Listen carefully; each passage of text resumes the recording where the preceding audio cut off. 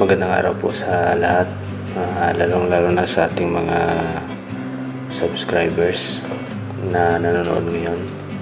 Ngayong araw guys ay ipapakita ko sa inyo, ituturo ko sa inyo kung paano ba natin malalaman na mababa o mataas yung humidity doon sa loob ng ating mga incubator. So sa nakikita nyo ngayon guys ay yun ang paraan ng pagkakandil ng mga itlog natin na ini-incubate sa pamagitan ng ating mga cellular phone o yung ilaw doon sa ating mga cellular phone, no? So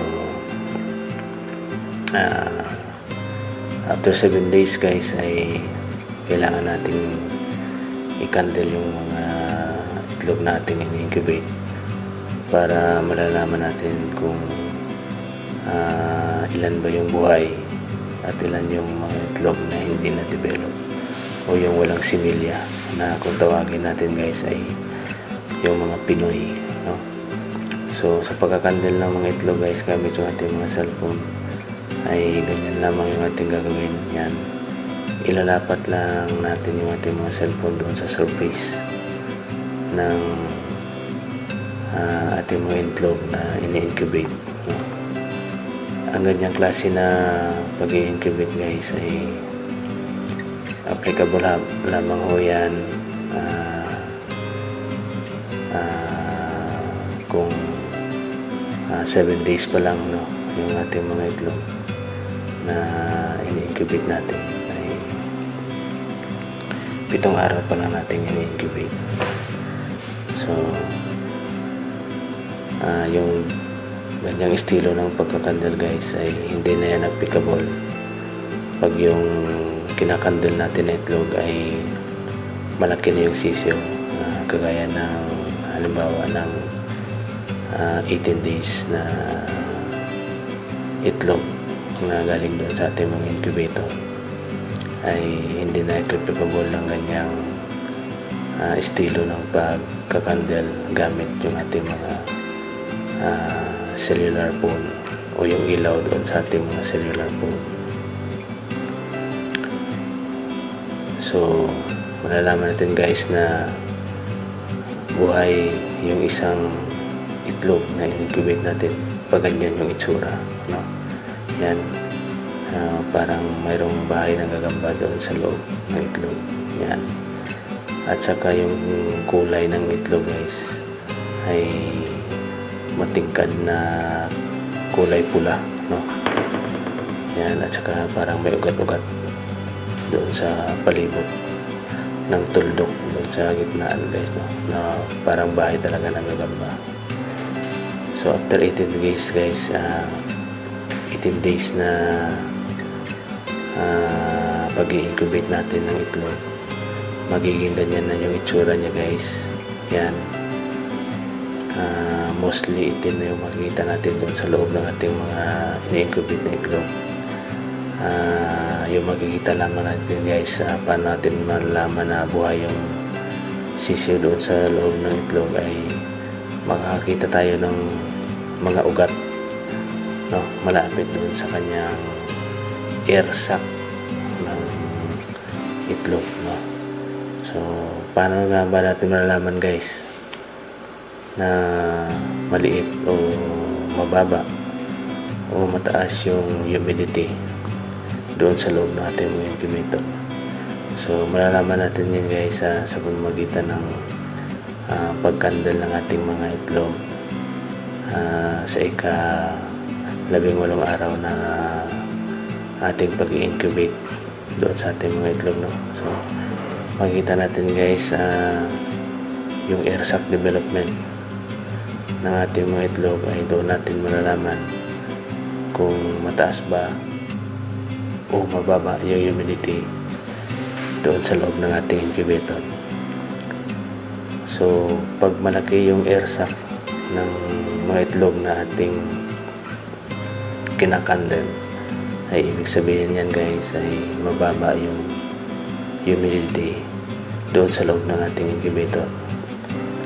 At pag maliit naman yung air sac na na-develop doon sa ating mga itlog na ini-incubate Ang ibig sabihin yan guys ay mataas yung humidity doon sa loob ng ating incubator.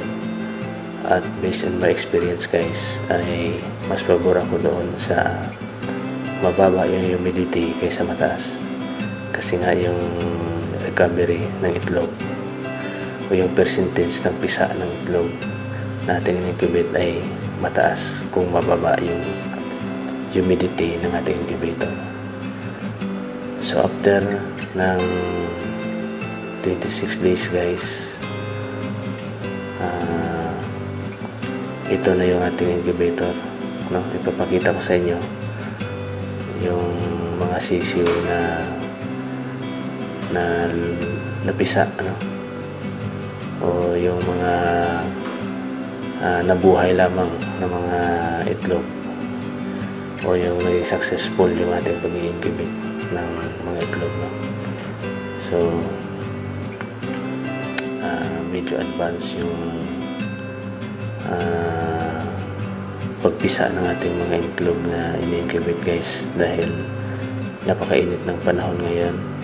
Kung makikita nyo guys, even nakabukas yung ating incubator ay hindi pa rin nag-o-on yung mga bulb ng ating incubator, no?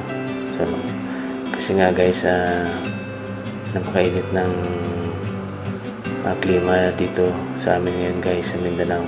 Nagre-range yung aming temperature dito from 37 to 42 degrees Celsius, no? So nakita nyo guys yung mga sisiw na nasa taas pa ng tray ay yung mga sisiw niyan guys na medyo mahina pa, no?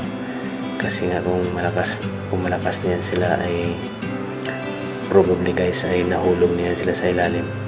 Kasi yung design ng ating incubator guys ay pag malakas na yung mga sisiw ay mahuhulog yan sila doon sa ilalim para hindi madisturbo yung mga magpipsaan pa lang ng mga itlog, no?